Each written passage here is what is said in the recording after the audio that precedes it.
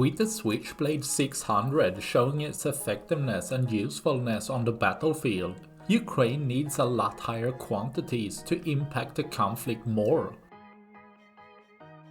With a Russian Supercam drone operator van with multiple people around, being lucky Ukraine didn't use a GML strike, as no one would walk away from that.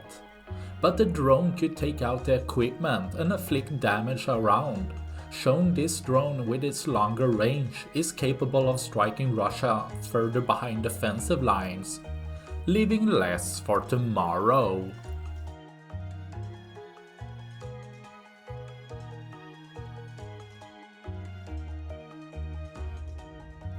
That's all I had for this video. Please like and subscribe for more. Thanks for watching. Bye.